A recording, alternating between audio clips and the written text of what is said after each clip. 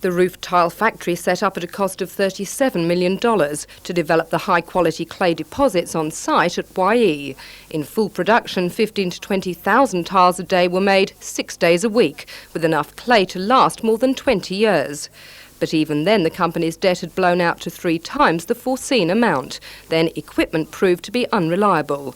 But the final straw came more recently. 6 months of unprecedented rain hit production, while the depressed housing industry spelled a slump in demand.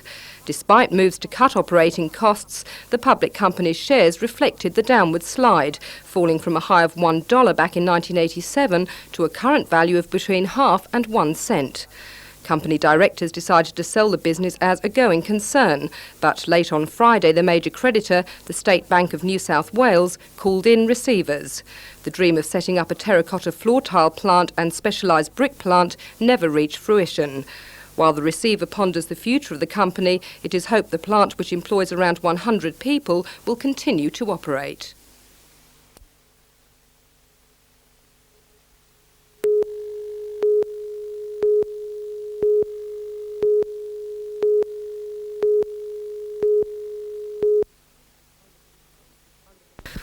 Under the Department of Planning's proposal aired last week, this area will be developed for new housing. It will amount to 40 hectares or 18% of the privately owned 220-hectare Greenpoint estate. Lake Macquarie Council has already spent $1 million on buying a 40-hectare portion of land. Now the state government has offered to match that money to buy part of the northern section, with the remainder handed over for bushland reserve. That offer was the result of a task force recommendation. We've moved through council that 4 people should represent council on any negotiations or discussions on Greenpoint. They're 4 of the aldermen, and none of those aldermen, to my knowledge, has had any contact with the task force. The government has always claimed that Lake Macquarie representatives were on the task force. Today, the Mayor sent an urgent request to the Cabinet Office to learn the names of those mystery people. Tonight, Council is due to discuss a new draft environmental plan. Well, I think first of all, one of the points will be that the council has stated in the past they want 100% park. Now, I'm not foolish enough to think that that's achievable in this day and age, but that will be one of the things that will be discussed. And it is expected that Council will opt to keep the large gravel quarry at Greenpoint zoned for that purpose, perhaps even indefinitely. Rebecca Skinner for NBN News.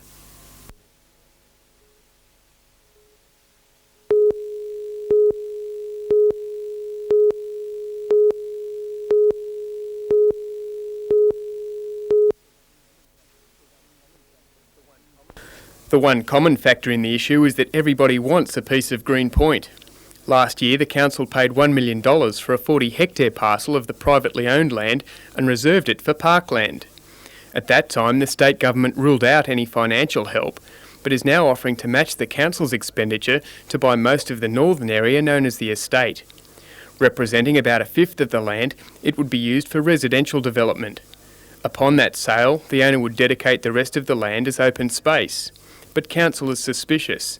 The plan is the recommendation of a state government task force that claimed to have consulted council representatives.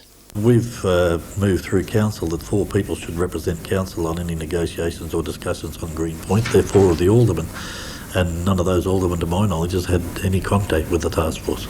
The Mayor has sent an urgent request to the Cabinet Office to learn the names of those mystery people. Council is holding an extended committee meeting tonight to adopt its plan of action.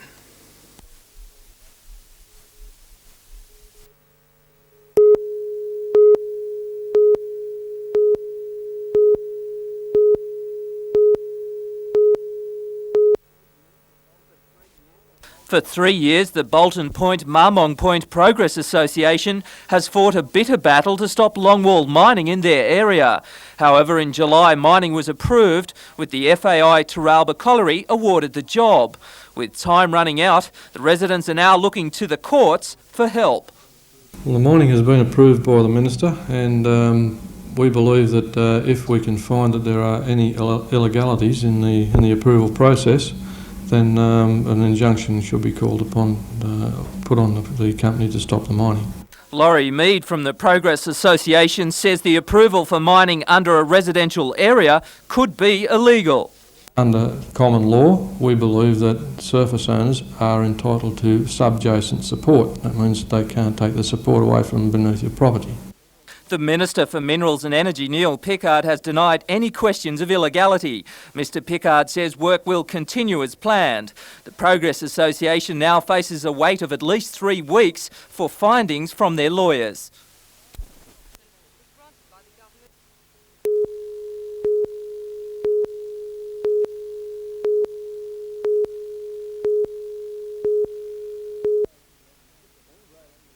All roads led to the beach today as the mercury soared into the high 20s. The early arrival of summer weather coincided with the school holidays, and the sand and surf played host to the sort of crowd usually reserved for December. The slip, slop, slap message was obviously well received, especially when it meant you could look like your favourite Teenage Mutant Ninja Turtle. The bodyboarders used their wetsuits to deal with the still chilly water, but for the swimmers, a quick dip became a test of character. Strangely though, for many, swimming was the last thing on their mind. No school, the sun, the surf, the guys. What more can I say? Mate, just the sun gets me out. Doesn't matter if it's cold or hot, as long as the sun's shining, it'll do me. I came because I live in Sydney and I have friends here and I love the beach here.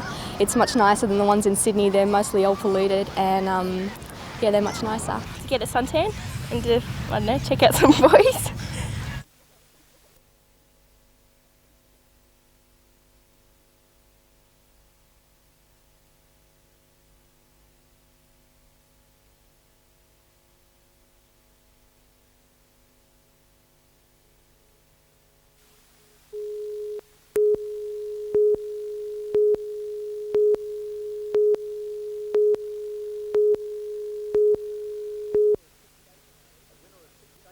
A winner of 6 state titles, the Australian Junior Championship in 88 and 89, and a national representative last year to New Zealand, Hobson's dream of a shot at a world amateur title is now a reality. Last year, after being named in the team, it was discovered he was too young by 4 months for the Under-19 Championships. But this year, he's raring for a crack at the Cubans, Russians, Americans and the Africans. Hobson's training sessions are torturous. I've been training pretty hard with while I get up at 6 o'clock in the morning, go for a run about 5k. Then when I come back, I do sprints, and then at 8 o'clock, I come in with Wally Bentley, my trainer, and do 10 rounds in the bag and a lot of work on my stomach. And there is only one thing on his mind as he contests the 57-kilogram featherweight division. No one trains for the silver. That's always a boxer's aim, to win the gold, and that's what I want to stick around for the Olympics and see how I go there. But it's just a sponsorship because it's pretty. It costs a lot of money to get around in the sport. Therein lies a problem. For Hobson to make it to Lima, Peru, $3,000 alone for airfares. Outside of a fundraising evening at the Cricketers' Arms Hotel Thursday week, it's a tough battle to come up with the money, one that according to trainer Wal Bentley should not have to be undertaken when you represent your country. If he was a kid that was on drugs or something, they'd be spending $1 million to rehabilitate him, but a kid that does the right thing from the outset and keeps off all that rubbish, he seems to have to battle his own way through. How good is this young kid? This kid is very good. He's one of the best kids I've ever handled, you know, and that's saying something because I've had some good ones in my last 25, 30 years, you know.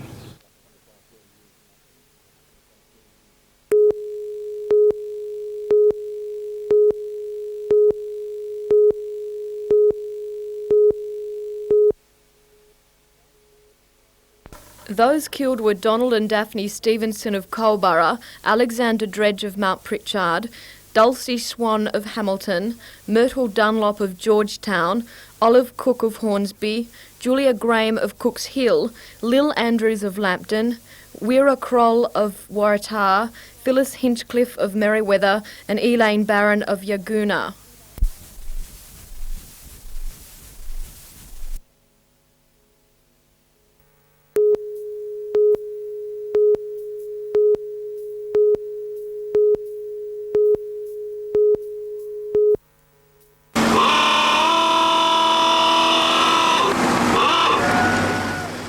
It's 5 days of thrills for the children, a break from hospital, schoolwork and even mum and dad. And it's all about giving children a lot of fun and a good time while they come up to camp.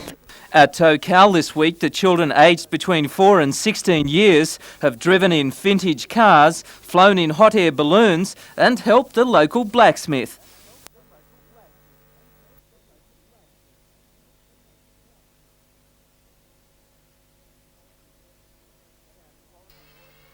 Camp Quality works in association with the Mater Hospital. Medical staff are with the children helping with medicines or any problems.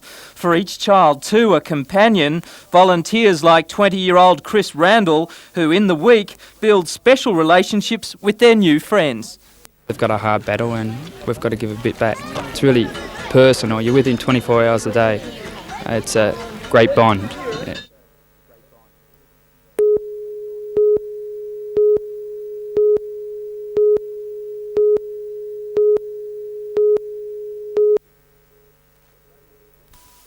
The Valuer General surveyed the sales of 1,000 blocks of vacant land in Lake Macquarie to arrive at a new set of values. Since the last survey in 1981, most values have doubled, and on the waterfront, they've tripled. At Toronto, land once valued at $25,000 has now topped $70,000 on average.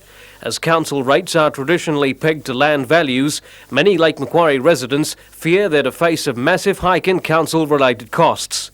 The town clerk reported to Alderman last Monday night that residents who last year paid $1,200 in council rates could now expect to pay as much as $2,800 a year. On Newsnight last night, Lake Mayor Ivan Welsh predicted his council would buck the system. We should tell the state government that we are not going to use this year's valuations because they're disproportionately high throughout the city in certain parts. They don't benefit anybody. They don't benefit one sector against the other. All they do is cause a fear or a panic, if you like, with the people that have been hit with these super enormous rates, because they're a monstrous increase. As I say, one man down there is going to be charged rates which are half his pension. Mayor Welsh will be lobbying aldermen for a radical bipartisan approach to the setting of next year's rates. We intend to put it to council that we defy the government and stay with last year's valuation figure as a base, and that we move from there. A special public forum has now been called for 10 o'clock this Friday morning to try and clear the anxiety and confusion which the new land values have generated.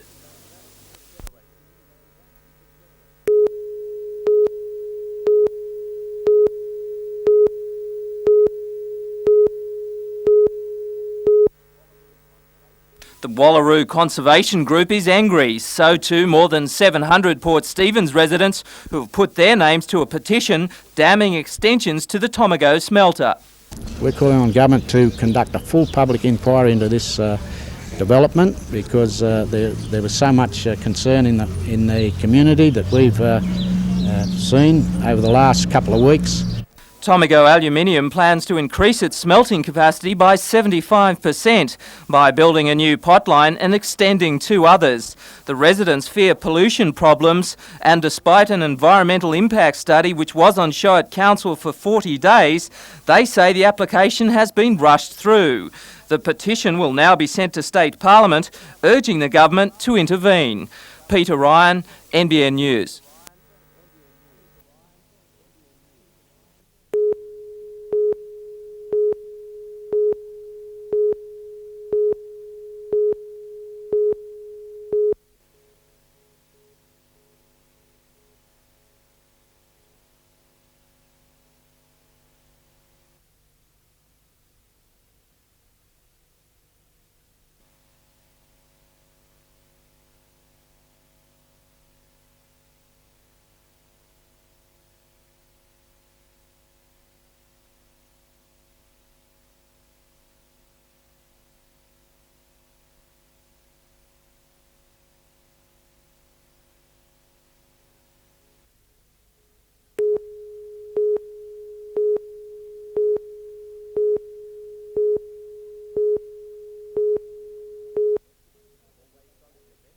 Always strong in defence, it was attack that Waters lacked, but last night a new boy emerged.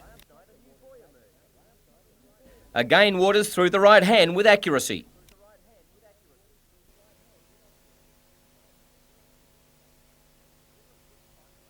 Fiddler couldn't find the mark at all.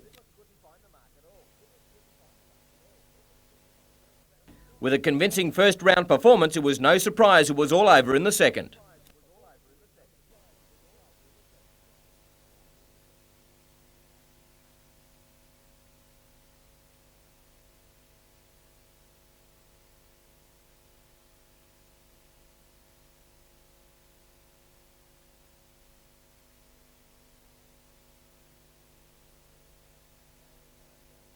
Now all Guy Waters wants is a shot at Dennis Andre's world title.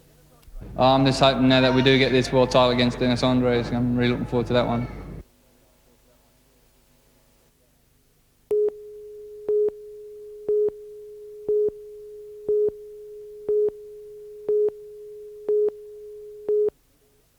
The Kings needed to get the fundamental plays right. Keogh bounce pass inside to Ribble. This is his bread and butter.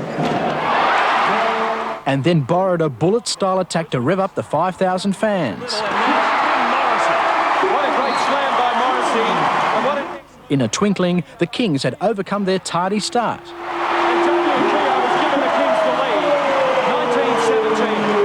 Sydney led by 6 points at the end of the first half, but the Bullets reined in the Kings to lead 67-66 late in the third quarter. They'll do it through McGraw. Through Keogh's night haul of 26 points, Sydney edged ahead in the final term before this from the Kings guard. Right in front of the referee. Well, I don't think there's been a better play from the Kings since the club was formed. The Kings won at 98-87 and head to Brisbane for Game 2 tomorrow.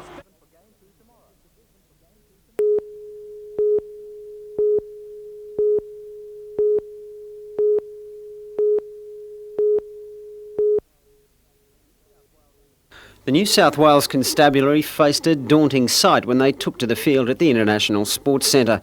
The Auckland side was led by Alfred Filipana, who looked every bit as big and mean as his famous brother Olsen. Still, it was the locals who put the first points on the board through nippy halfback Jim Bunfield. Then, just moments later, they were in again. A penalty made it 14-0, but the Kiwis gave a glimpse of things to come with this reply.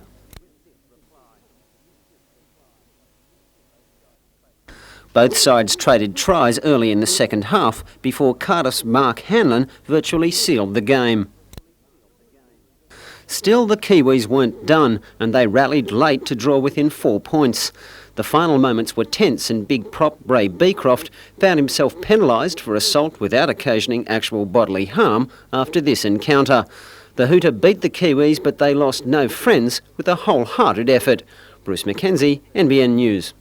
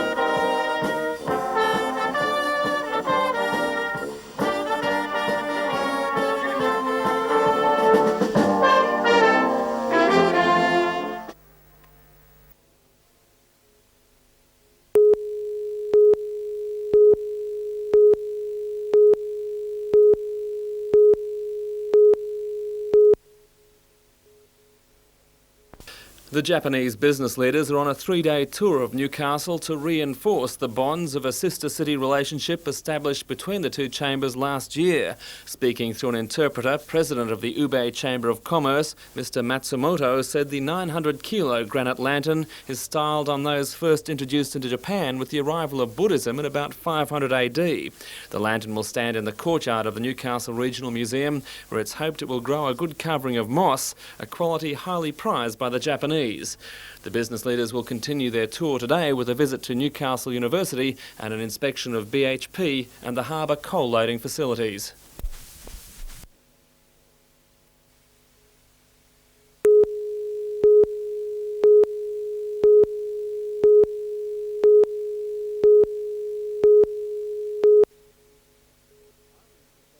Ireland's Rebecca Best was a more than interested spectator at Charlestown today as she checked the form of some up-and-coming Australians.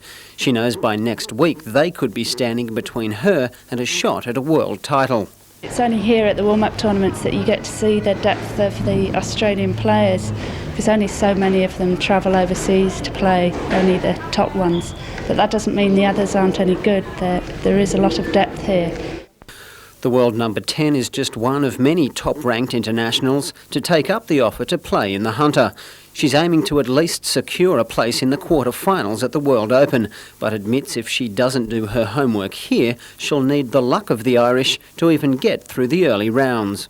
I do have a chance, and it would be great to get to the quarters, because I've never been to the quarters of a World Champs.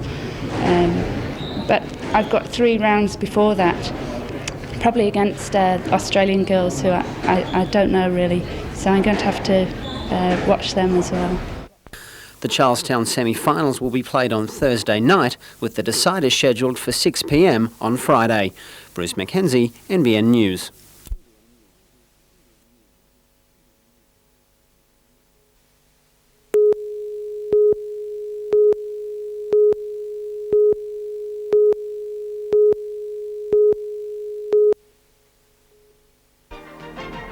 In NBN News tonight, a dramatic sea rescue for 4 people after their hot air balloon went down off the Queensland coast. For all the news, join us tonight at 6.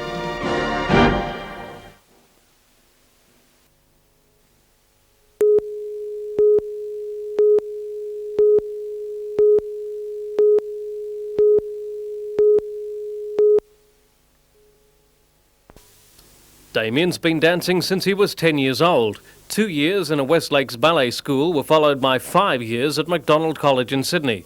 At 16, he was the youngest principal to ever dance in an Australian opera production. Now, at age 17, he's been accepted at the School of American Ballet in New York. They have great teachers over there, and it's sort of a different technique as well from what they have in Australia. They have the Balanchine technique, which is Russian, which is a lot more free, and you can sort of let yourself go, and which I think is for me. Airfares, accommodation and tuition will cost $20,000 a year. A third of that money has come from the federal government's Department of Employment, Education and Training. But the shortfall has come from local fundraising, and much of it through the Awabakal Newcastle Aboriginal Cooperative. Now Damien has to live up to his sponsors' expectations. Positions at the school are reviewed each year. But the reward for effort is a high-profile career in the world capital of dance. One day I hope to bring back, all my experiences which I've had to other Australians who don't have the opportunity to go overseas to, get that sort of experience.